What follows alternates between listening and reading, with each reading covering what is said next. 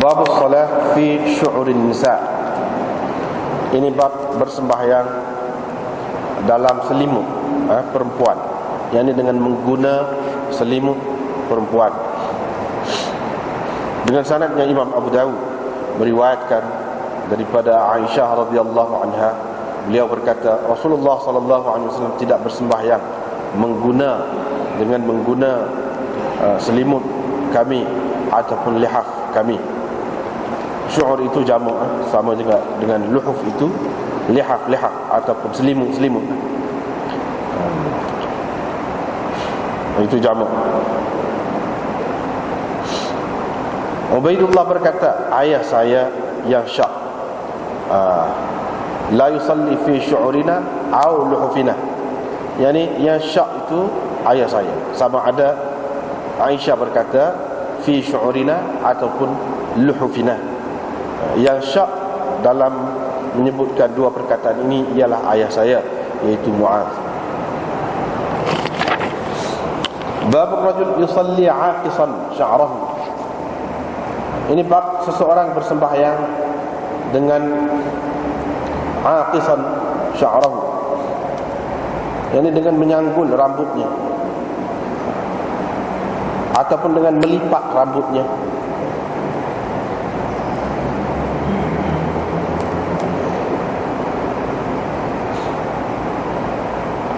Dengan sanadnya Imam Abu Dawud meriwayatkan daripada Abu Sa'id Al-Maqburi, beliau melihat Abu Rafi' maula Nabi sallallahu alaihi wasallam lalu dekat Hasan bin Ali ketika beliau sedang bersembahyang sambil berdiri, dan dia telah pun gharaza dhafrah, yakni melipat rambutnya yang panjang itu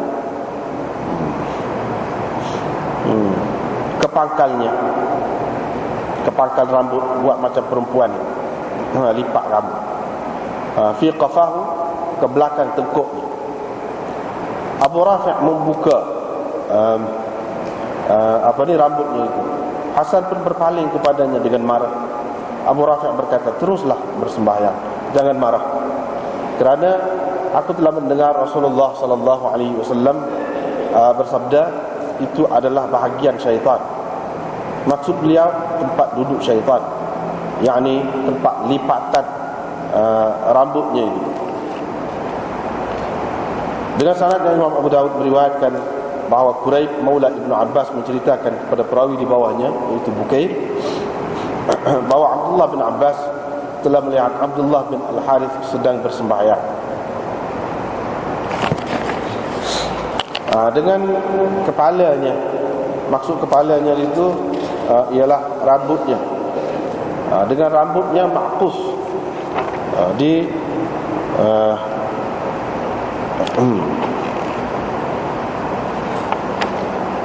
dengan rambutnya dilipat ataupun disanggul.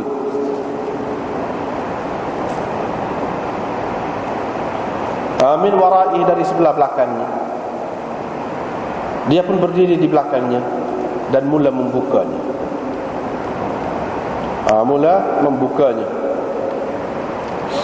Yang seorang lagi, iaitu Abdullah bin Al-Harith, membiarkannya, yakni yang kena buka tu, yang duduk sembahyang itu, membiarkan yang seorang lagi itu. Wa aqarra lahu al-akhar, yakni yang seorang lagi itu, Abdullah itulah yang sedang bersembahyang, membiarkan Ibnu Abbas itu membuka rambutnya. Itu maksud gitu. Bila dia selesai bersembahyang, dia pun pergi kepada Ibnu Abbas lalu berkata, kenapa? Apa kenanya engkau dengan kepalaku ataupun rambutku? Qala, beliau berkata, sesungguhnya saya telah mendengar Rasulullah sallallahu alaihi wasallam bersabda, perbandingan orang yang melakukan seperti ini ialah seperti orang yang bersembahyang dalam keadaan diberkas tangannya,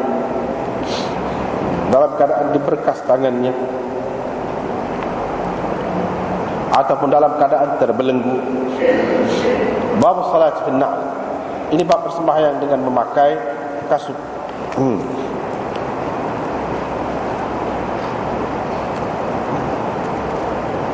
Dengan sanadnya Imam Abu Dawud meriwayatkan daripada Abdullah bin As-Sa'ib, beliau berkata, saya telah melihat Nabi SAW bersembahyang pada hari pembukaan Mekah dengan baginda meletakkan kasutnya di sebelah kiri. Yani dengan memecat kasutnya dan diletakkan di sebelah kirinya. Dengan sanadnya Imam Abu Dawud meriwayatkan daripada Muhammad daripada siapa? Abdullah bin As-Sa'ib, beliau berkata Rasulullah SAW telah menjadi imam kepada kami dalam satu sembahyang subuh di Mekah.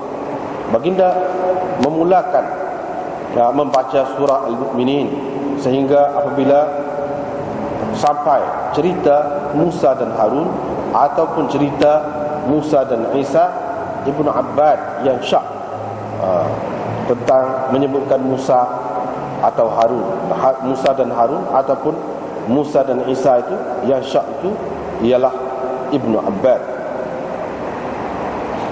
Ataupun mereka berselisih pendapat, ataupun mereka berselisih pendapat, yakni Ibnu Jurayj berkata, ataupun mereka berselisih, mana yang berbeza pendapat tentang perkara ini. Nabi SAW bila sampai di situ, Nabi SAW pun terbatuk.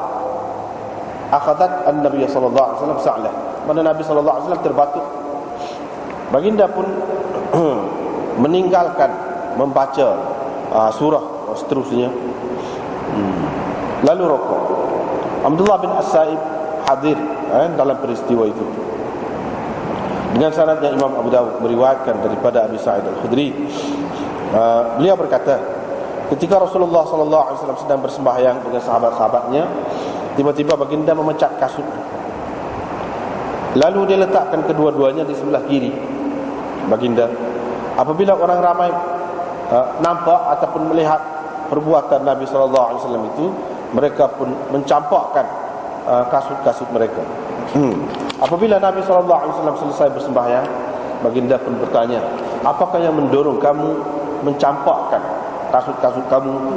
Mereka berkata, kami tengok engkau membuang kasutmu, dengan sebab itulah kami mencampakkan ataupun membuang kasut-kasut kami.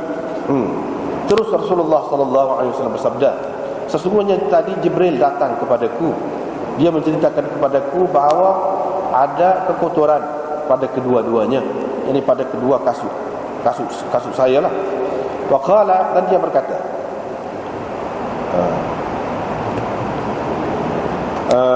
apabila seseorang daripada kamu pergi ke masjid, maka hendaklah dia melihat. Kalau dia nampak pada dua ataupun kasut dia tu, dua kasutnya, yakni kasut dia lah, kalau dia nampak ada apa-apa kekotoran ataupun sesuatu yang menjijikkan, falyamsah, maka hendaklah disapunya, wal yusalli fihima, dan hendaklah dia bersembahyang dengan memakainya. Dengan sanad satu lagi riwayat daripada Bakr bin Abdullah daripada Nabi SAW, hadis tadi juga, beliau berkata, pada kedua kasutnya itu ada khabath. Mana khabath itu sesuatu yang kotor lah. Beliau berkata pada kedua tempat itu khabath, jadi pada kedua tempat itu khabath, yakni ada kekotoran.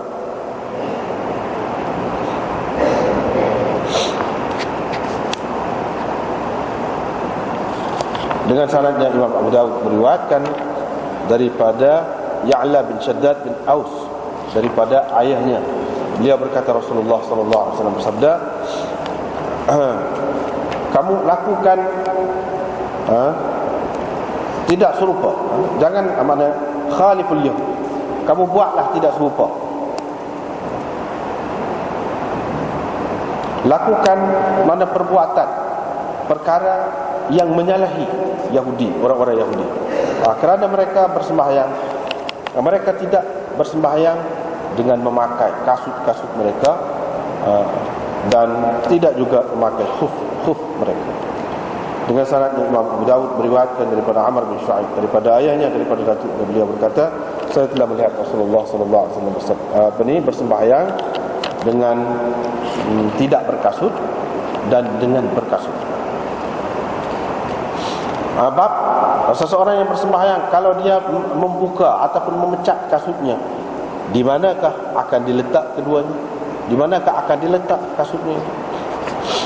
Dengan sanadnya Imam Abu Dawud meriwayatkan daripada Abi Hurairah radhiyallahu anhu bahwa Rasulullah sallallahu alaihi wasallam bersabda, apabila seseorang daripada kamu bersembahyang, maka janganlah dia meletak kedua kasutnya di sebelah kanan, dan jangan juga di sebelah kiri, sehingga kasutnya itu berada di sebelah kanan orang lain, kasutnya itu berada di sebelah kanan orang lain, kecuali kalau tidak ada sesiapa di sebelah kirinya. Hendaklah dia meletakkan kedua kasutnya itu di hadapannya.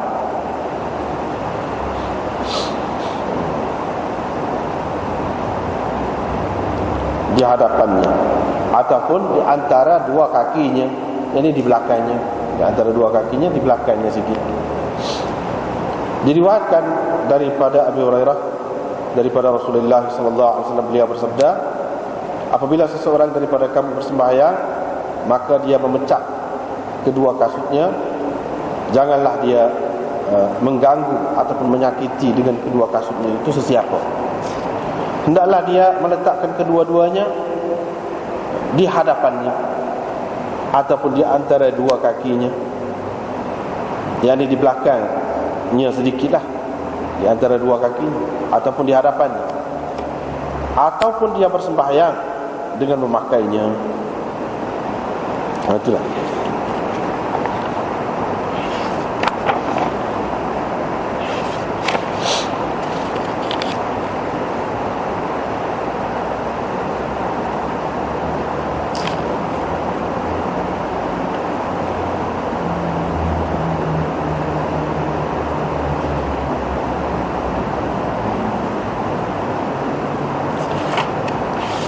Baiklah, kita balik semula. Bab bersembahyang dengan memakai selimut perempuan.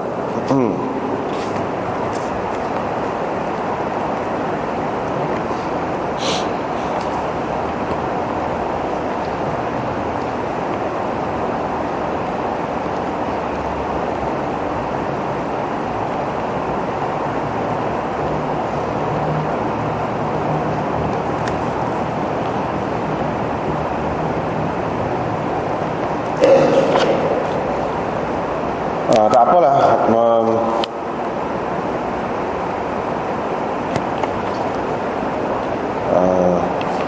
maksud dia naknya bukan makna tak boleh sembahyang dengan memakai kain selimut tu.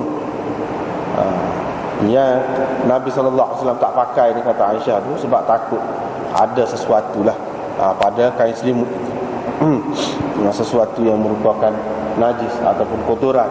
Takut-takut itulah. Bukan tak boleh dengan arti haram kau berdosa kau, tidak. Tidakkan itu.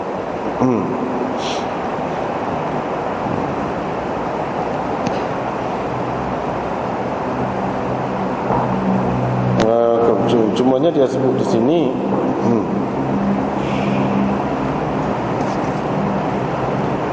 dalam syarah tu, tajuk ni dan hadis dia dengan sanad dia matan dia berulang.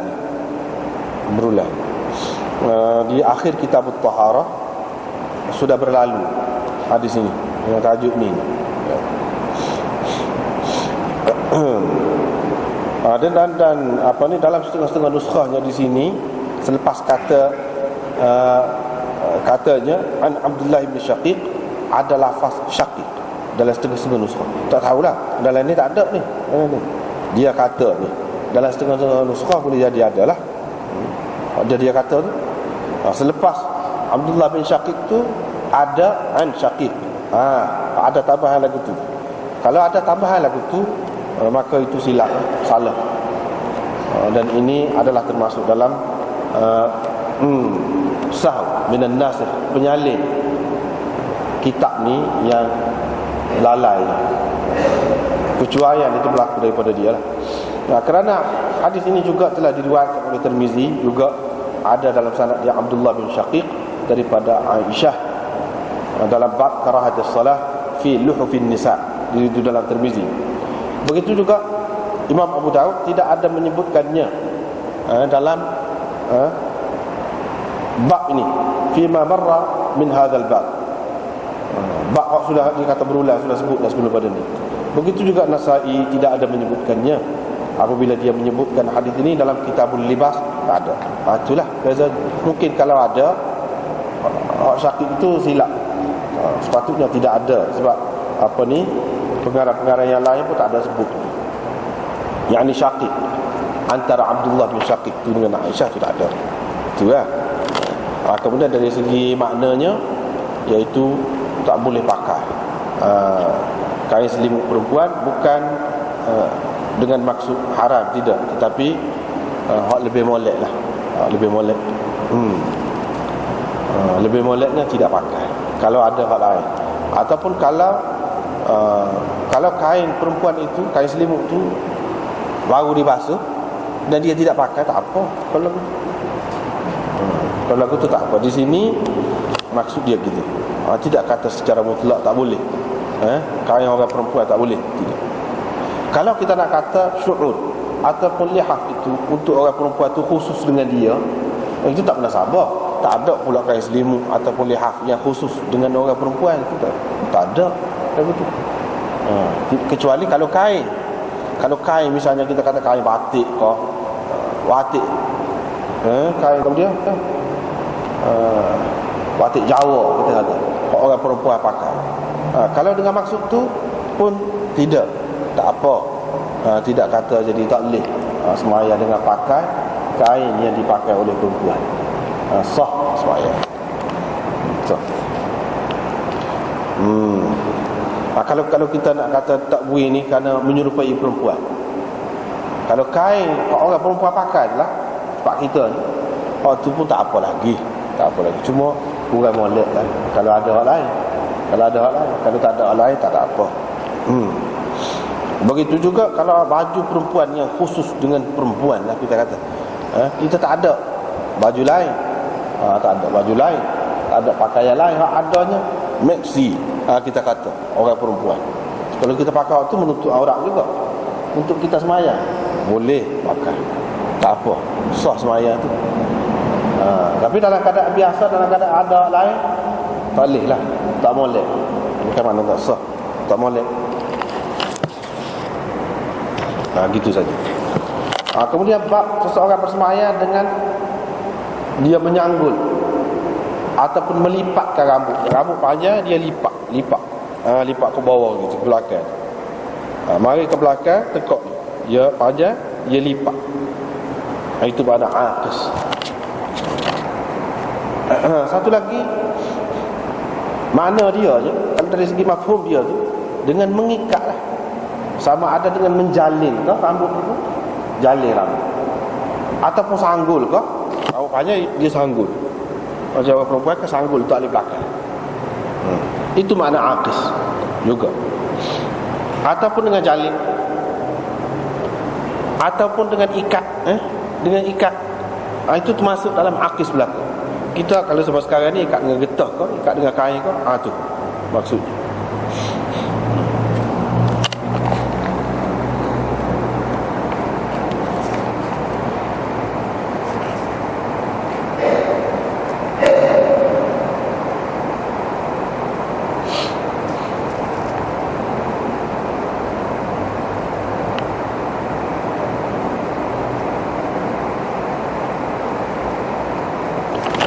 Sebelum pada kita pergi hadis ni, kita tengok sanad dia dulu. Kalau ada kitab ni boleh tengok ni, iaitu Imran bin Musa bin Al-Ashdaq, Amr bin Sa'id bin Al-As bin Sa'id bin Al-As. Abu Daud dan Tirmizi hanya meriwayatkan satu saja hadis daripada dia. Ni maksudnya, iaitu hadis Abi Rafi'. Dalam Taqribut Tahdzib disebutkan dia ni maqbul. Maqbul ini lafaz ta'dil yang rendah, boleh diterima lah. Tidaklah kata tinggi sangat kedudukannya. Lepas tu Sa'id bin Abi Sa'id Al-Maqburi. Sa'id ini dia cerita daripada ayah dia Abu Sa'id. Nama ayah dia Kaisan Al-Maqburi Al-Madani. Dia di maula Ummi Syarik. Waqidi berkata dia ni thiqah, kathir al-hadis, banyak meriwayatkan hadis. Matinya pada tahun 100 Hijrah. Kalau kita tengok dalam kitab-kitab rijal ni, kadang-kadang dia sebut belaka orang-orang tidak diterima oleh ulama-ulama macam Waqidi tu pun dia sebut juga. Padahal dia ni orang tak pakai dia ni, Waqidi ni. Orang tak pakai, ulama-ulama tolak dia. Jadi kalau kita nak buat hujah setiap ulama sebut Waqidi kata gini, menunjukkan nak pakai hak dia, dah. Cuma ada dia sebut. Masuklah dalam sejarah gitu. Sesoalnya kita nak pakai hak dia pula sini. Dah, tidak gitu maksud. Begitu juga hak lain-lain. Kalau kita tengok dalam kitab hadis ni, dalam kitab rijal, seseorang tu pendapat dia diambil berhubung dengan seseorang yang lain. Tidak bermakna ulama menganggap dia tu muktabar, kita boleh pakai dia. Tidak mesti begitu. Tak mesti begitu. Ibrahim Al-Harbi berkata dia ni kajian turun dalam kubur. Kajian turun dalam kubur waktu orang matilah. Sebab itulah dipanggil Al-Maqburi. Ada juga ulama yang mengatakan Umar menugaskan dia gali kubur. Sebab itulah orang panggil Al-Maqburi. Gelar dia.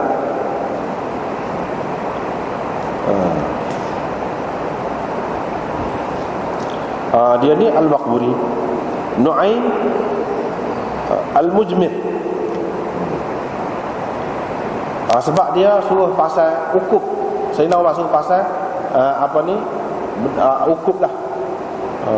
Suruh mewangikan, untuk mewangikan masjid. Tetapi ini pendapat saja, pendapat saja yang tidak kuat. Sebab apa? Sebab Nu'aim Al-Mujmir ini dia tak ada dengan Sayyidina Umar, tak ada.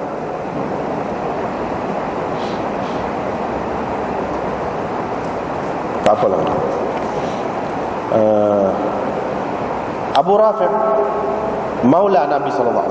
Bila kata maula ni dalam kita hadis ni, kita faham selalu dah lah, iaitu seorang yang dibebaskan oleh orang lain, asal dia hamba dan dibebaskan. Kalau maula Nabi SAW, maksudnya asal dia tu hamba kepada Nabi SAW, lepas tu Nabi memerdekakan dia. Itu maula Nabi. Begitu juga kalau orang lain, begitu juga. Abu Rafi' ni dia maula Nabi SAW. Dia lalu dekat Hasan bin Ali, yang ni cucu Nabi SAW. Ketika dia sedang bersembahyang sambil berdiri, dan dia telah gharaza, telah melipat dhafrah, rambut dia yang panjang itu, dan memasukkan hujung rambut dia tu ke belakang tengkuk dia, lipat. Tapi kita kata kalau lipat itu boleh jatuh, boleh jadi ada satu bentuk lipatan yang menyebabkan tidak jatuh. Itu satu makna. Lepas tu hak tadi lah yang kita sebut dah tadi, boleh jadi dengan makna sanggul, boleh jadi dengan makna jalin, boleh jadi belaka.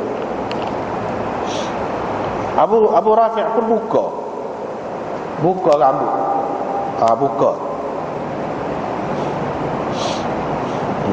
Jadi hak munasabahnya di sini aqis ini, iaitu menyanggul ataupun menyimpul, menjalin rambut. Dia buka. Hasan pun berpaling dengan marah. Yang ni dalam semayang dia tu lah, nampaklah cara orang nak marah tu, paling. Jadi paling muka saja, tidak paling tu dada ni tak apa, dia paling nampak macam nak marah lah. Abu Rafi' pun kata terus bersemayang, tak usah marah lah, terus bersemayang, tak usah marah lah, kerana aku mendengar Rasulullah SAW bersabda, itu yang ni rambut yang dijalin ataupun yang dilipat ataupun yang disanggul dalam sembahyang itu adalah bahagian syaitan, habuan syaitan. Boleh ke syaitan juga cara lagi.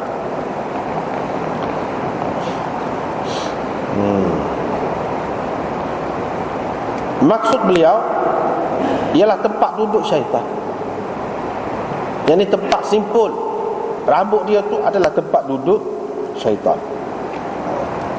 Gitu kan. Tak sujud marah lah. Tu maya tu.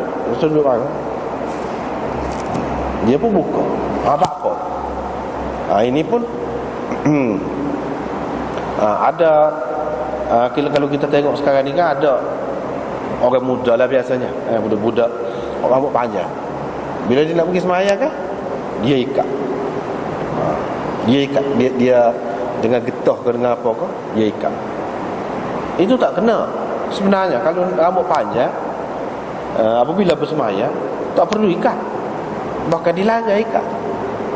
Ikat ke sanggu ke, pintal ke, jalin ke, kita kata tak boleh lah. Hak moleknya lepas. Lepas. Sebab apa? Sebab rambut tu dia nak sujud juga. Hak mana nak jatuh tu biar jatuh. Hak mana nak jatuh, rambut apa yang mana nak jatuh biar dia jatuh. Artinya dia nak sujud juga. Itu dalam hadis yang lain lah Nabi SAW kata gitu. Jadi segala-galanya semua anggota dia nak sujud, rambut tu pun begitu juga, nak sujud juga. Ini menunjukkan bahawa ikat ataupun lain-lain cara lagi tu tak boleh. Boleh bahagian syaitan. Pasal apa? Pasal apa yang kata boleh ke syaitan tu? Pasal kita tidak mengikut sunnah lah, tidak mengikut kehendak Nabi SAW. Boleh syaitan selalu. Kita duduk berasa dengan cara lagu tu molek, lebih kemah. Tidak gitu. Tidak nak gitu. Lepas tu molek.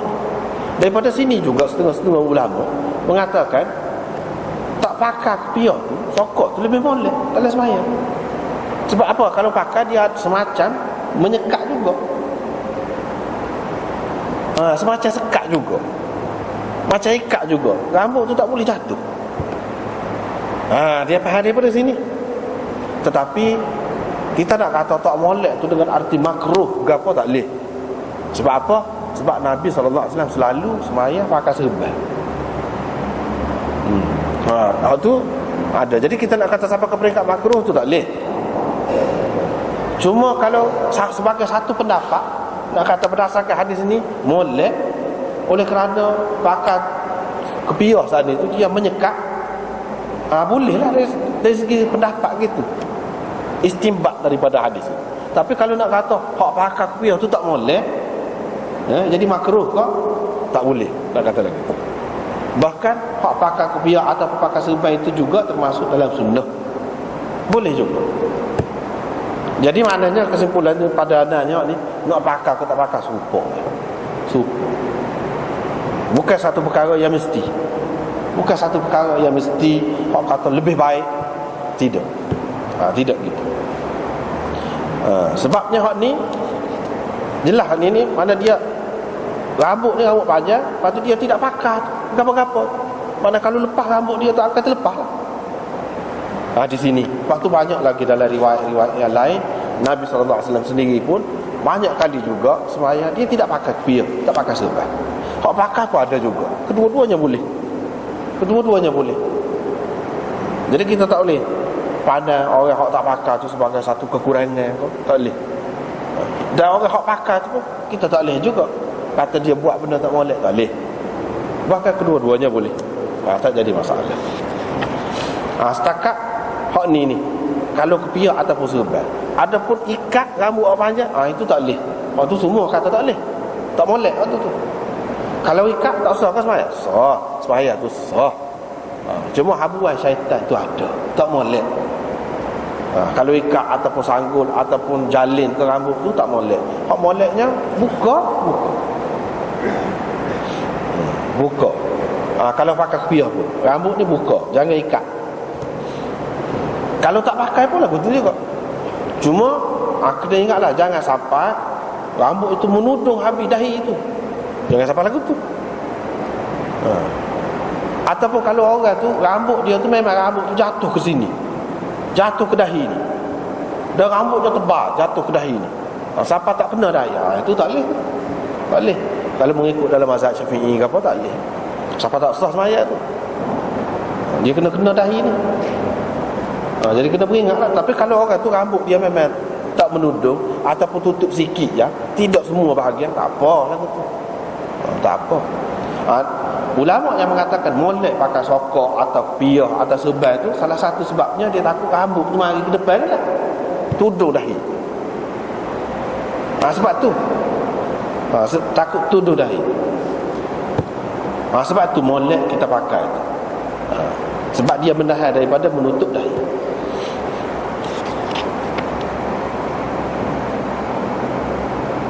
Artinya di sini Hasan walaupun cucu Nabi SAW, dia tidak tahu perkara ni, bahawa perkara ni tak molek, sehingga ditegur oleh sahabat Nabi SAW yang lebih tua daripada dia. Gitu. Dan begitu juga kita tengok dalam hadis ini, orang di tengah semaya tu kalau dia buat sesuatu yang tidaklah sampai membatalkan semaya dia, cuma tak molek semaya dia, kita boleh baiki. Dan orang yang sedang bersemaya tu, dia kena tunggu. Kalau sekiranya orang yang membaiki dia tu, dia tahu orang yang pandai, lebih pandai daripada dia, kena tunggu. Jangan buat kerah.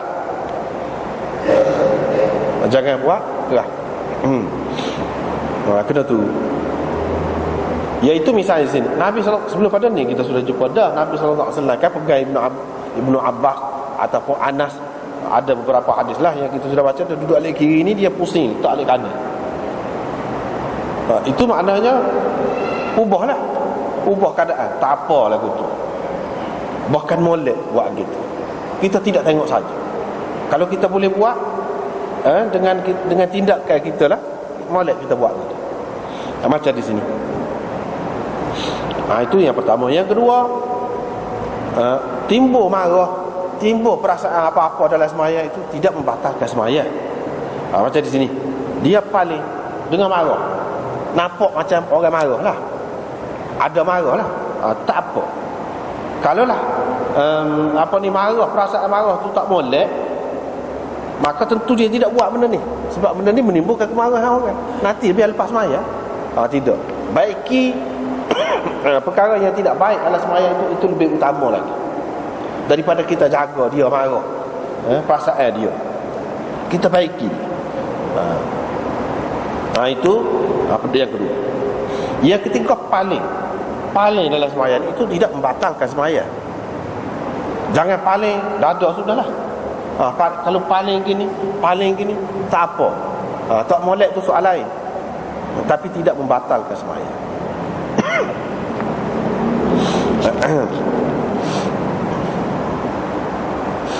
Itu yang ketiga. Yang keempatnya, kita boleh bercakap dengan orang sembahyang walaupun dia tak boleh balas.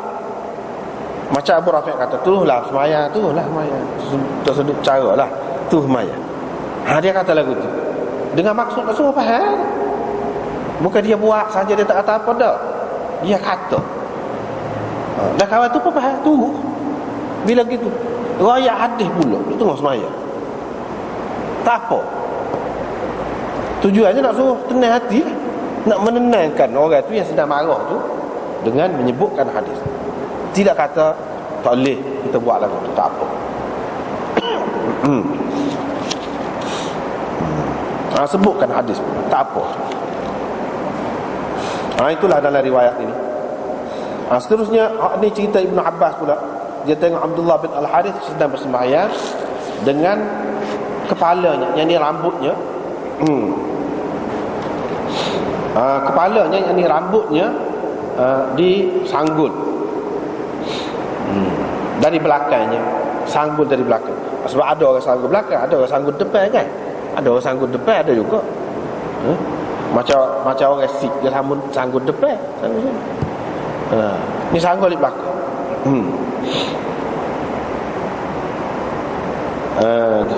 Jadi dia kata kepalanya di sini, rasul, kepalanya ini termasuk dalam bab itlaqil mahal wa iradatil hali. Sebut tempat, maksudnya yang menduduki tempat itu. Maksudnya apa ni, rambut lah. Itu biasa digunakan dalam bahasa Arab. Bahasa kita pula gitu juga. Kita kata cukup kepala, cukup rambut. Apa yang sebut kata cukup kepala tu sebab rambut tu duduk di kepala. Jadi tidak salah kita kata cukup kepala. Padahal yang dicukur tu rambut. Itulah.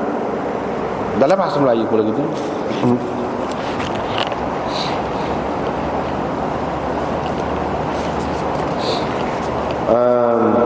Dia pun berdiri di belakang dan mulalah dia membukanya. Yahulluhu, membukanya. Jadi sanggul tu bukalah sanggul. Ataupun jalinan dia buka jalin. Wa aqarra lahu al-akhar. Dan yang seorang lagi, yakni Abdullah bin Al-Harith, yang sanggul, yang duduk tengah sembahyang, dia membenarkan Ibnu Abbas. Mana Ibnu Abbas nak buat gerhana ke dia lek. Itu maksudnya aqarra lahu al-akhar. Dia biarkan kepada Ibnu Abbas itu melakukan apa yang dikehendakinya. Jadi Ibnu Abbas buka, dia biarkan. Bila sebab dia dalam sembahyang dan dia tahu Ibnu Abbas ni orang alim ni, duduk buat ni mesti ada lah tu. Sebab tu dia lek tu. Bila dia selesai bersembahyang, dia pun pergi menghadap Ibnu Abbas. Dia kata, apa kena mengenamu dengan rambut aku? Bapanya dengan rambut aku tu? Tak kena mana ni? Dia pun kata, Ibnu Abbas kata, aku telah mendengar Rasulullah SAW bersabda, perbandingan orang yang melakukan begini ialah seperti orang yang bersembahyang dalam keadaan terbelenggu ataupun terikat tangan dia. Tak sempurna lah. Dalam keadaan tangan terikat ataupun terbelenggu, tak molek lah. Tangan dia nak sujud juga, kaki nak sujud juga, semua nak sujud. Jadi rambut pun begitu jugalah.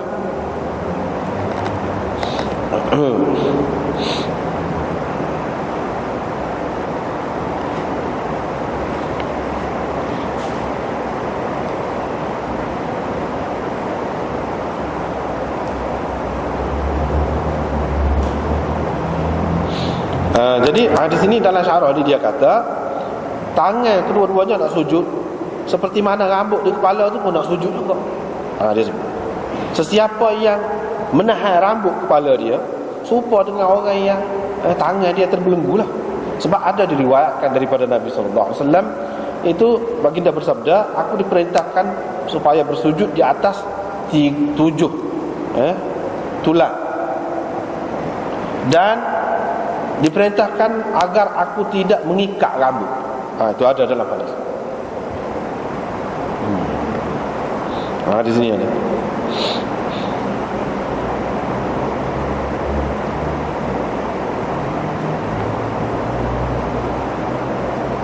Dengan sebab itu ulama-ulama mengatakan tak molek lah.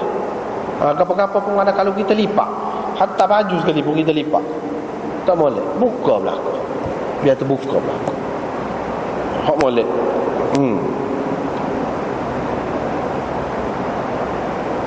Di sini dalam kitab ni pun dia ada sebut. Jadi tak molek lah ikat tu.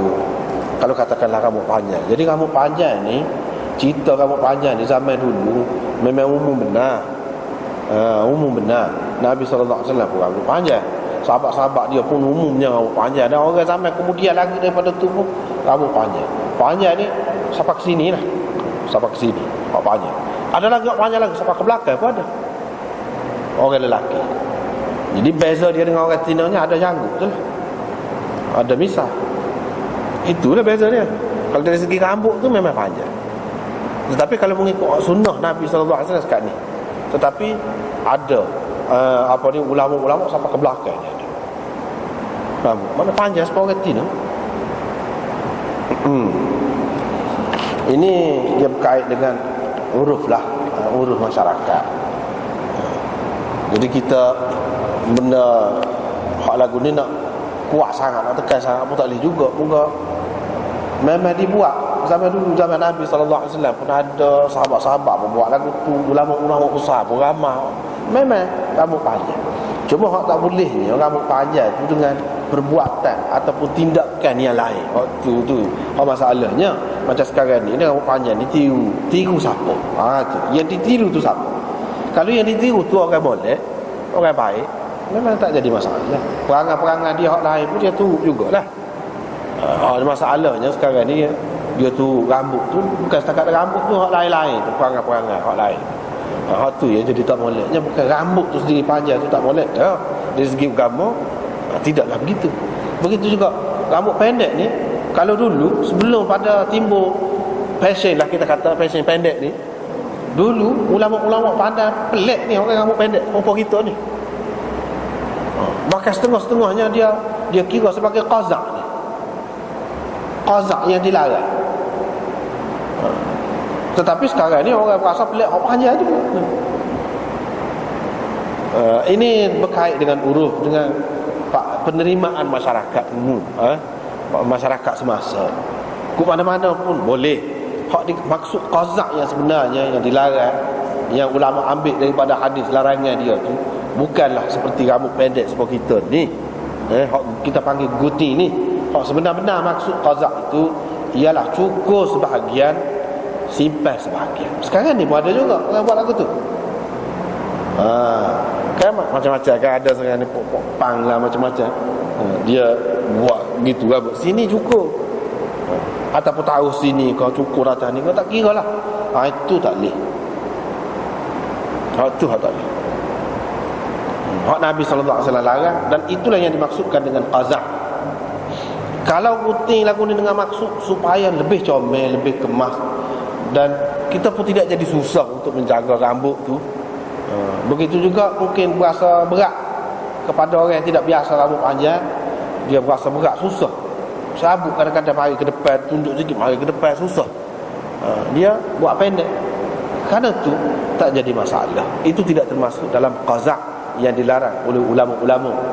Tapi nak ceritanya ulama-ulama dulu dia, oleh kerana rambut pendek ni, cara rambut pendek ni tak ada, sehingga sebahagian daripada mereka mengatakan rambut pendek walaupun gunting itu pun qazak. Keliru. Sebenarnya qazak tidak gitu. Tetapi setengah-setengah ulama kata gitu.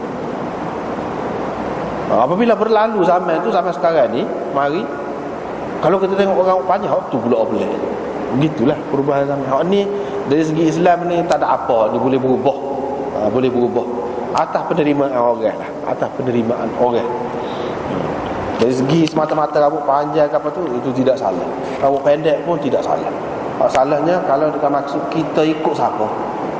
Kalau rambut pendek pun kalau dengan maksud nak ikut orang-orang tertentu, fashion-fashion tertentu, orang-orang tu tidak baik, ikutan yang tidak baik pun tak boleh juga. Tidak kata rambut panjang saja, rambut pendek tak boleh juga. Begitulah, bukan masalah rambut saja, masalah gagal lain pun lagu tu juga. Tapi kalau semata-mata kita berasa selesa, sedap, kita pakai gitu, memudahkan kita, tak jadi masalah. Apa-apa yang kita nak pakai ni, dari segi agamanya begitu. Misalnya kita nak pakai seluar, kita nak pakai kain, kita kalau nak berlari, nak unggah, kalau kita kata lebih selesa pakai seluar, kita pakai seluar. Pada ketika itu tak jadi masalah. Pada ketika ni duduk di rumah nak selesa pakai kain, misalnya pakai kain, tak dah jadi masalah atas kita.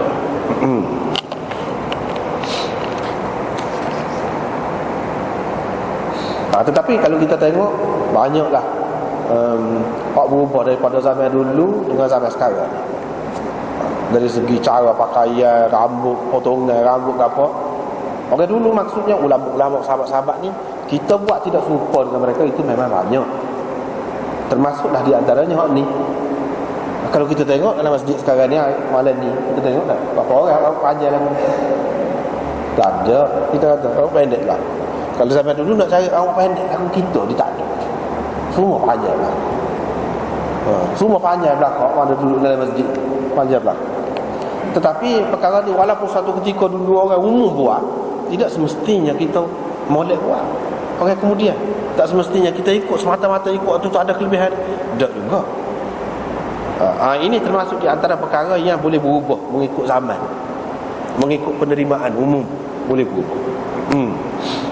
Masalah potongan rambut, potongan baju, pakaian apa itu boleh berubah. Tak jadi masalah lah kepada kita orang Islam. Ada perkara yang tidak boleh berubah, tak boleh berubah. Ada perkara yang boleh berubah. Bab salati fil na'am. Ini bab sembahyang dengan memakai kasut.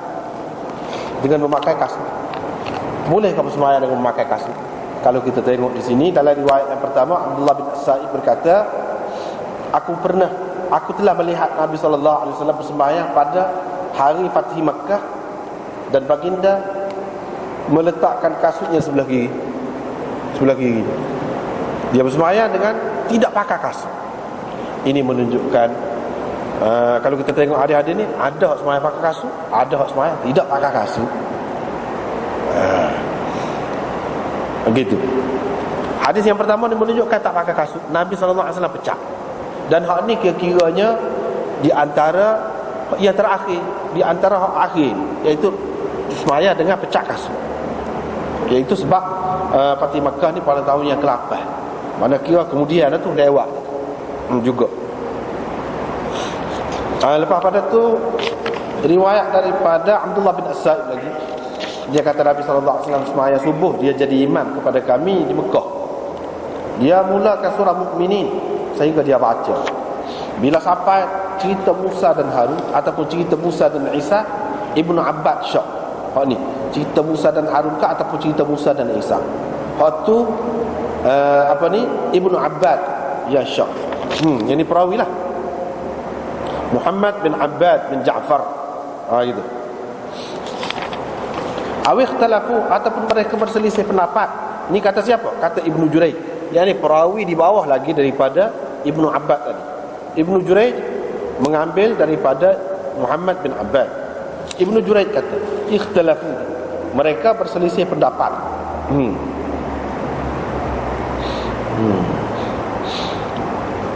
Ini mereka, yang ni tuk guru dia,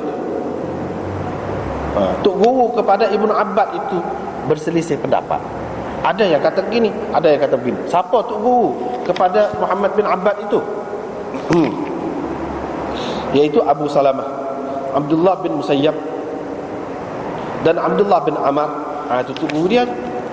Sebab apa? Kalau kita perhatikan, Muhammad bin Abbad bin Ja'far berkata, akhbarani Abu Salamah bin Sufyan, seorang tuk guru dia. Wa Abdullah bin Musayyab, dan Abdullah bin Amr, 3. Jadi ikhtilafun siapa yang berselisih sini? Yang berselisih di sini tuk guru kepada Ibnu Abbad itu, Muhammad bin Abbad itu. Sebab tuk guru dia ramai, sebab itu dia kata ikhtilafun. Ramai dalam bentuk jamak.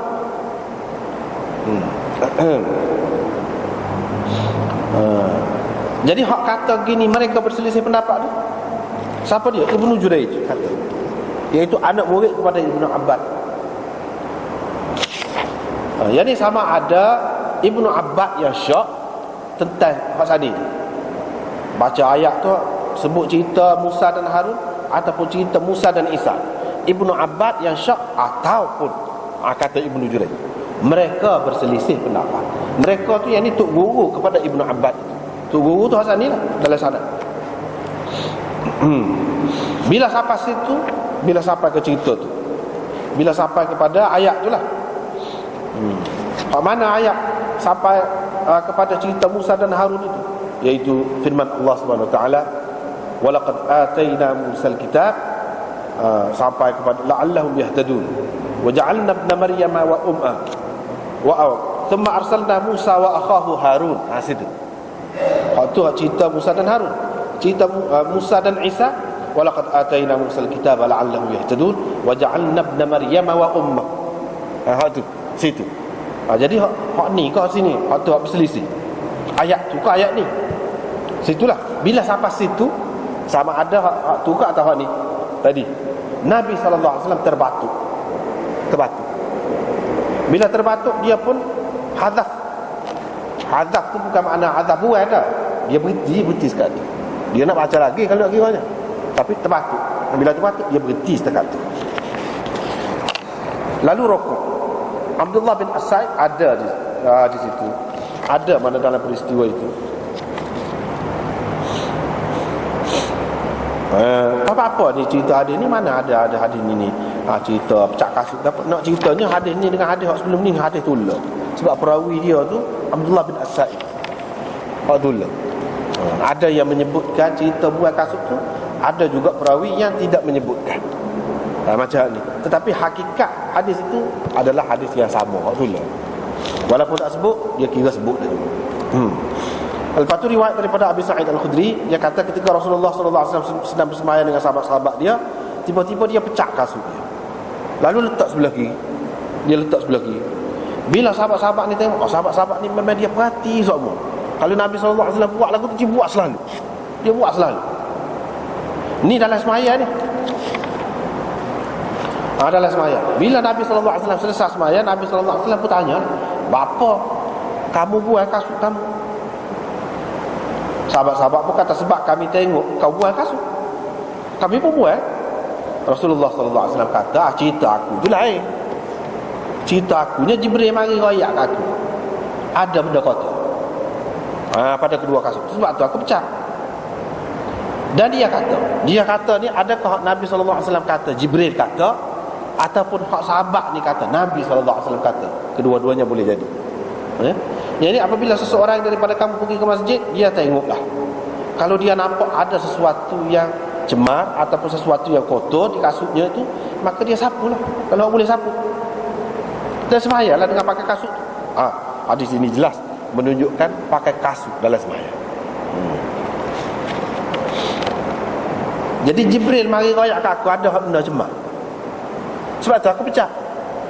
Ini menunjukkan pegangan kepada ulama-ulama yang mengatakan kalau seseorang itu dia tidak tahu pada kopiah dia ke ataupun pada baju dia ke ada sesuatu yang kotor, bila dia tahu, dia pecah selalu, tak apa, dan dia teruskan semaya, tidak kata batal semaya dia.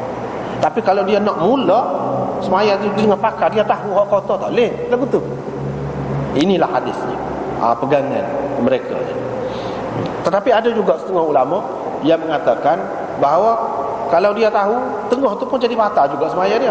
Ada juga, tapi pendapat itu tidak kuat. Hak lebih ramainya mengatakan kalau dia pecah selalu, kalau dia pecah selalu, tak apa. Jadi kita kata pecah baju ni payah juga. Payah apa, tak apa, pecah. Asalkan selalu ni tidak semesti. Kalau payah bolehlah kita kata pegang tahu selalu. Bolehlah tahu selalu. Misalnya kawan kita royak ke, kita pun pegang hak dia tu, kita pecah selalu, tak apalah. Tapi kalau baju nak boleh pecah tu lama kat dah juga. Lama pun tak apa, sebab kita dalam usaha memecah. Gitu. Dia kira tak apa, dia pegang hak ni. Artinya Nabi SAW tidak nak suruh sahabat-sahabat tu pecah kasut, sebab dia tu ada sebab pecah kasut. Apa ya sahabat-sahabat dia pecah kasut? Maknanya kalau tak ada apa-apa, tak apalah, bolehlah. Kalau dia sebelum pergi sembahyang tu dia nampak benda hak cemar sikit di kasut dia, dia sapu, lepas tu pakai. Gitu. Jadi dalam riwayat ini khabah, mana kotoran. Lepas pada tu hadis Nabi SAW kata, kamu buatlah dia tak serupa dengan orang-orang Yahudi. Orang-orang Yahudi ni semaya tak pakai kasut dan tak pakai khuf. Jadi kamu pakai kasut, pakai khuf semaya.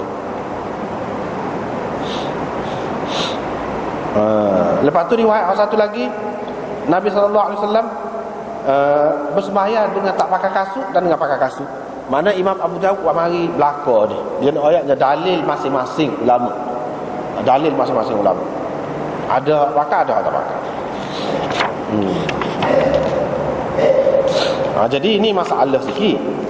Itu sebab kita kata banyak perkara zaman dulu, hatta di zaman Nabi SAW sendiri pun dilakukan, tidak semestinya dan tidak sebaiknya kita lakukan di zaman kita. Sebab apa? Dia ada hal dia ataupun keadaan dia yang tersendiri. Ada keadaan dia yang tersendiri. Supalah masalah pakai kasut. Jadi pakai kasut ni, kasut ataupun selipar kita kata. Di sini dalam hadis ni mana pakai? Jadi lagu mana? Tidakkah kalau bila pakai kasut ni ada benda cemar? Kalau dalam riwayat kemudian saat ni dia akan sebut kalau ada cemar sapu gitu saja, memadai ide. Lagu mana? Lepas tu kalau kita kata pakai kasut, pakai selipar naik atas masjid, tidakkah jadi cemar masjid ni? Ni pun pergi sembahyang dalam masjid ni. Apabila pergi ke masjid, dia kata suruh pakai kasut. Lagu mana? Adakah kebanyakan ulama pakai hadis ni? Dan kita tengok zaman sahabat, hak mana hak lebih banyak. Dan adakah ini sunnah? Adakah ini sunnah dengan arti molek kita buat? Lebih baik kita buat? Tidak begitu. Sebenarnya dalam perkara ni dia ada beberapa pendapat. Dulu kita nak cerita je pendapat ulama-ulama dalam mazhab Hanbali, Hanabilah. Ramai di antara mereka mengatakan sunnah. Memang sunnah. Memang sunnah. Sekiranya kasut itu bersih. Kasut itu bersih. Dah jalan pun bersih. Memang molek. Bukan sekadar molek, sunnah kata dia. Kalau dalam keadaan tu bukan makna lepas tu tak pakai kasut tak sunnah. Sunnah juga. Sunnah juga. Lepas tu di mana hadis tadi yang kita baca tadi, umirtu an asjuda ala sab'ati azum, aku diperintahkan supaya sujud di atas 7 tulang, termasuklah kaki. Kalau pakai kasut tak rapat tu. Dia jawab, buat dia jawab itu kecuali kalau pakai kasut. Dia jawab gitu. Hak kata kena lantai ni mesti kena lantai. Kalau tak pakai kena. Kalau pakai tak apa, jadi terkecuali. Itu kata mereka. Syaratnya kena bersih lah. Bersih. Itu yang pertama. Tetapi jumhur ulama, baik dalam mazhab Malik ataupun Syafi'i ataupun Hanafi, mengatakan tidak. Paling tinggi hak ni hak pakai kasut ataupun selipar di tengah semaya ni mustahab saja. Molek saja. Molek. Mana kalau orang nak pakai molek juga, boleh juga. Boleh. Molek. Dalam keadaan seperti tadi juga bersih. Kalau dia nak pakai pun molek juga. Sebab apa Nabi SAW ada pakai. Tetapi khilaf pula di antara dia tu. Kasut lagu mana boleh pakai. Kebanyakan ulama-ulama dalam mazhab Syafi'i, dia terima hak ni, dia kata kasut ataupun selipar yang mana tidak menghalang hujung kaki tu kena lantai ataupun kena tanah. Tetapi kalau kasut tu betul-betul menutup, tak boleh, kata dia.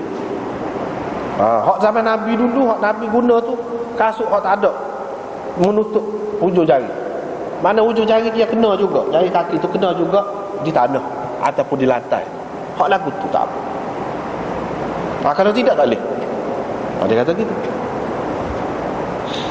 Dan hadis ini mereka kata Nabi SAW perintahkan ini, suruh ni dengan maksud nak menyalahi Yahudi supaya tak serupa dengan Yahudi.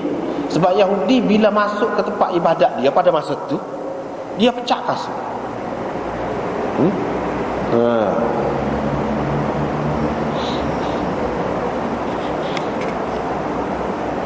Dia pecah kasut. Dia pecah kasut tu, hak tu diambil daripada Nabi Musa lah. Dalam Quran apa ada sebut, kan, fakhla'na alai innaka bil wadil muqaddas tuwa. Pecah kasut, kedua kasut tu, engkau berada di tempat yang suci, tuwa namanya. Allah SWT perintah suruh pecah kasut apabila berada di tempat yang suci. Nabi Musa pecah. Dalam Quran apa ada sebut gitu.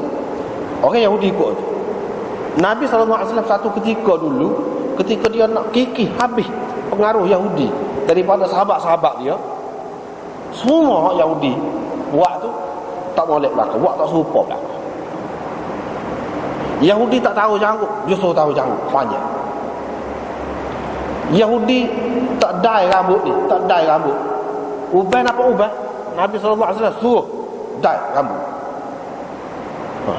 Yahudi tak belah rambut, Nabi SAW suruh belah. Banyaklah daripada sebesar-besarnya sampai sekecil-kecilnya. Yahudi perah anjing dalam rumah, Nabi SAW kata tak boleh siapa-siapa masuk anjing dalam rumah gini. Hilang pahalanya. Banyaklah, bukan sekarang lah. Kerana tak serupa dengan Yahudi. Yahudi tahu misal panjang, Nabi SAW suruh papah misal. Suruh papah misal. Banyaklah kalau kita perhati dalam konteks tu, di zaman tu. Tetapi sekarang ni tak serupa dengan Yahudi saja kok, bukan dengan orang lain juga.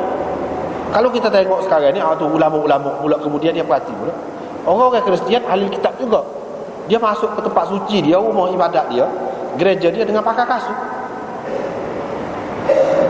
Kalau kita pakai kasut, serupa dengan dia, kata dia. Dia berubah pula. Orang Yahudi ni pun dia berubah juga. Orang Kristian ni pun. Zaman dulu Yahudi tak boleh makan babi, lepas tu boleh pula makan babi. Orang Kristian dulu tak boleh makan babi, lepas tu boleh pula makan babi. Orang Yahudi dulu zaman Nabi dulu tak tahu janggut. Bila ni pok-pok pendeta dia tu tahu janggut panjang. Jadi banyak berubah tu, tidak serupa. Ulama tengok sebab dia tu. Bila tak ada sebab tu, kita tak perlu terikat dengan dia tengok. Apalagi Islam ni menjaga kebersihan, nak suruh suci. Mana kita nak, kalau kita terima ni lah, zaman Nabi SAW cukup jaga sahabat-sahabat dia tu, suruh jaga kebersihan. Jadi jalan-jalan pun bersih. Lepas tu masjid dia pula, masjid tak ada bumbung, panah. Apabila sembahyang dengan kaki saja panah. Dengan sebab itu Nabi SAW benarkan lapik, dan untuk lapik kaki dia benarkan pakai kasut. Ada sebab. Dan dalam luar masjid dengan dalam masjid lebih kurang tanah. Dia bukan ada dengan tikar ke ataupun kita kata kapet. Sepuluh kita ni permaidani, tak ada. Dalam keadaan itu ulama kaji benda tu. Jadi keadaan-keadaan itu sudah tidak ada. Suasana zaman Nabi tu, maksud dia tu tak ada. Jadi tak ada dah lah hukum pakai kasut tu. Hak kata molek pun tak ada molek. Paling tinggi kata dia harus saja. Itu pun dalam batas-batasnya. Nabi SAW kata tadi, untuk nak kikih hak Yahudi tu, bila tak ada dah tu, tak ada masalah tu dah, kita berhadapan dengan hak lain pula, lebih banyak lagi berhadapan dengan hak lain pula. Maka kena jaga belakang. Kalau nak jaga ahli kitab hak satu lagi, Nasara, dia pakai kasut. Hak moleknya kita tak pakai kasut. Apalagi dalam Quran dia suruh Nabi Musa suruh pecah kasut. Bila berada di Muqaddas tua tu, dia suruh pecah kasut. Itulah makna hak asalnya, hak sesuai dengan Islam, iaitu lebih bersih. Adapun hak ni, ini bersifat semasa, kerana maksud-maksud yang tertentu. Bukan maksud Nabi SAW sebenarnya nak suruh pakai kasut pergi dalam masjid. Dengan sebab itulah kita tengok mana-mana pun umumnya orang Islam, ulama-ulama Islam tak pakai hal itu, walaupun mereka tahu hal ni sunnah. Tetapi sunnah ni ada latar belakang dia. Dan daripada sinilah menunjukkan bahawa setengah-setengah sunnah tu beza pula pendapat ulama. Orang ni kata sunnah, betul sunnah, memang sunnah, Nabi pernah buat, tapi tak mesti kita terikat dengannya, sebab dia ada latar belakang dia. Ada keadaan-keadaan tertentu yang mana terikat dengan keadaan itu. Bila tak ada keadaan itu, tak perlulah kita, tak perlu. Daripada situlah ulama-ulama yang beza pendapat ni, alasan dia gitulah. Jadi dalam masalah kasut saat ni tidak ada kelebihan sebenarnya pakai kasut ataupun selipar dalam masjid ni. Apalagi kalau mengambil kira orang-orang yang jahil, orang-orang yang tak erti, tak jaga cemar cucinya. Sedangkan dalam Islam ni, kalau kita sudah baca hadis banyak dah, orang tu diazab dalam kubur dia kerana apa? Kerana tak jaga air kencing. Maknanya penajis ni, benar-benar najis ni, maknanya kena jaga sampai semaya tidak diterima. Kalau kita tengok banyak dalam hadis suruh jaga kebersihan. Innallaha yuhibbut tawwabin wa yuhibbul mutatahhirin. Suci dia suruh jaga sangat. Tiba-tiba kalau kita biarkan gini, umum ni boleh jadi jalan lagu mana pun dia tak kisah masuk dalam masjid. Padahal dalam masjid ni pula ada kapet pula, teduh dah, tidak ada masalah panas, nak mengelak daripada panas seperti zaman Nabi SAW. Pakat buat lagu tu semata-mata kerana nak ikut sunnah, tidak. Ini menunjukkan ulama-ulama kita ni dia faham molek sunnah. Hak lagu ni betul ada sunnah, tapi hak ni kita tak pakai. Kita pakai dengan keadaan dia. Hak ni keadaan tertentu, bukan untuk kita. Sekarang ni tak ada kelebihan. Paling tinggi kalau kita nak kata pun harus saja. Bahkan sekarang ni kalau menimbulkan fitnah, bukan sekadar harus, boleh jadi kerana sebab lain lah, bukan kerana pakai kasut ataupun selipar tu sendiri, kerana sebab lain menyebabkan jadi orang marah kau, jadi baloh kau, geger kau, maka tak boleh. Boleh jadi haram. Baik tak usah lah. Jadi dalam keadaan sekarang ni tak ada dah kali ni. Tetapi adakah sudah mansuh? Tidak mansuh. Artinya mungkin dalam keadaan-keadaan tertentu Misalnya askar, dia pergi dalam hutan, tidak semestinya panah, payahlah nak pecah kasut. Pada semaya cuci dalam hutan tu apa tu, seluk tidak tu najis. Hak mana najis ni najisnya. Misalnya dalam keadaan, ataupun kita menghadapi keadaan yang serupa dengan zaman Nabi dulu, panah kan misalnya, boleh kita pakai lagi. Boleh kita pakai lagi. Tetapi kalau ada jalan lain, tak payah kita buat gitu, lebih baik pakai hak jalan lain lah. Tapi dalam keadaan sukar, misalnya kita kata sukar, mungkin ada jalan lah, ada jalan. Lepas tu kalau hadis ini dia kata qadhan ataupun qadhiran, ini tidak semestinya ulama-ulama, kebanyakan ulama pakai, tidak semestinya dalam hadis yang dia sebut qadhir ataupun adzan itu sesuatu yang najis. Tak mesti sesuatu yang menjijikkan. Walaupun tidak najis pun, hak tu bolehlah sapu. Misalnya kita kata hingus. Hingus ni menjijikkan kalau ada pada bukan pada kasut pun. Hak tu yang dimaksudkan sapu tu. Bukan najis, tahi binatang ataupun tahi manusia. Hak tu pada sapu saja. Tak ada ajar lagu tu. Kalau lagu tu cemar masjid. Jadi hak di sini hak kata qadhir ataupun azan ini kotoran yang kita anggap kotor. Kita makan nasi, basuh tangan tu cemar tu, kita kata kanduk kita, macam mana makan nasi? Lauk tadi tidak tu najis, tapi apa kita kata cemar juga? Serupa juga sini. Hak ni dia kata cemar kotor tu nisbi saja. Bukan sebenar-benarnya dia termasuk dalam arti najis, tidak. Kalau najis, apa makna Nabi SAW suruh sapu gitu saja? Ini tidak mungkin najis. Satu lagi, kalau kita andaikan najis sungguh, memang najis sungguh, maka ulama-ulama mengatakan najis itu hak kering, lekat di kasut misalnya, lekat di kasut sikit, lagu tu boleh sapu, hilang dengan sapu, tak apa. Tetapi kalau najis itu basah tak boleh. Tak ada siapa pun kata boleh. Tak ada siapa pun kata boleh. Begitulah. Lepas tu akhir sekali Imam Abu Daud mari Nabi sallallahu alaihi wasallam sembahyang dengan tidak berkasut, hafian. Hafian di mana? Kaki ayam lah. Tidak berkasut. Wa munta'ilan, dan dengan memakai kasut pun dia ada juga sembahyang. Artinya kedua-duanya boleh pada dasarnya. Pada dasarnya boleh. Tapi dalam keadaan seperti yang kita sebut tadi adalah tidak baiklah, seperti kita sekarang ni. Macam kita sekarang ni pakai kasut pergi masuk dalam masjid, itu tidak baik. Tidak baik. Bahkan termasuk ulama-ulama mengatakan su'ul adab, tidak beradab, biadab, termasuk dalam biadab. Dalam keadaan kita ni, tidak boleh kita kata semata-mata pakai kasut bersembahyang itu biadab, tak boleh. Kita boleh kata itu sebab Nabi SAW sendiri pun ada pakai dalam keadaan kita ni. Sebab apa? Sebab yang ada zaman Nabi itu tak ada di zaman kita. Babu musalli idza khala'ana 'alaihi aina yad'uhuma. Nak letak di mana kasut ni? Jadi kesimpulannya dalam hadis ini, tak boleh letak balik kanan, tak boleh letak balik kiri. Kalau balik kiri ni ada orang, kalau kita dah lesah lah, balik kiri ni kalau kita letak balik kiri, bagi orang balik kanan dia tak boleh. Semua dengan Nabi SAW tak boleh ludah. Suruh ludah balik kiri itu kalau tak ada orang. Kalau ada orang tak boleh. Dulu kita sudah jumpa dah. Tetapi letak di sebelah depan tu mana? Atas pada kepala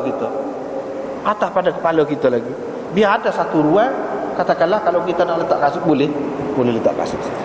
Kalau kita bimbang akan dicuri ke, akan hilang ke apa, kita kata boleh. Tetapi keadaan di tempat kita ini pun tidak sesuai. Tapi setengah-setengah negeri memang ada, dia letak, ada ruang antara soft tu tempat kasut. Boleh kita letak situ. Buat naik atas masjid, letak situ. Boleh. Tidak kata kasut ni tak boleh buat naik atas masjid, tidak. Ni kalau tidak tempat semaya dalam bekas dia tadi, kalau cemar sikit pun tak apa, dah kita buat naik letak situ. Itu makna baina yaday, baina rijlai. Baina rijlai itu makna depan dia. Depan tu mana? Mana tempat kita sujud, kepala kita atas sikit. Setengah-setengah negeri dia ada ruang dia. Ruang untuk letak kasut situ. Boleh juga. Ataupun baina rijlaih itu maknanya antara dua kakinya di belakang sikit. Serupa juga. Maknanya kepada orang yang duduk dalam sah ni, dia letak bawah dia. Bagi orang di belakang ni, atas kepala dia lah.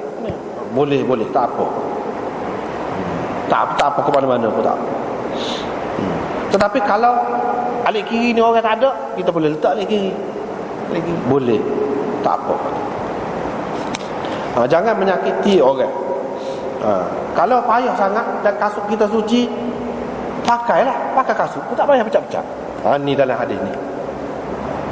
Yang kita sebut tadilah, pakai ni dalam keadaan pada masa tu, dalam keadaan tertentu. Tapi dalam keadaan biasa, umumnya seperti di tempat kita ataupun mana-mana pun sekarang ni, orang tak pakai dah kasut. Jadi cara nak letak kasutnya, sama ada di luar masjid tu, di tangga, dekat tangga tu, ataupun kalau setengah-setengah negeri bahaya, tak boleh. Nak mana? Teruknya. Orang Islam teruk.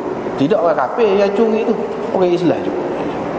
Jadi dia sediakan dalam masjid satu ruangan depan kita ataupun belakang kita sebab letak kasut. Boleh juga, tak apa juga. Inilah hadisnya. Jadi tidak salah buat kita. Buat naik kasut atas masjid tak salah. Bab salat 'ala al-khumrah. Wallahu a'lam.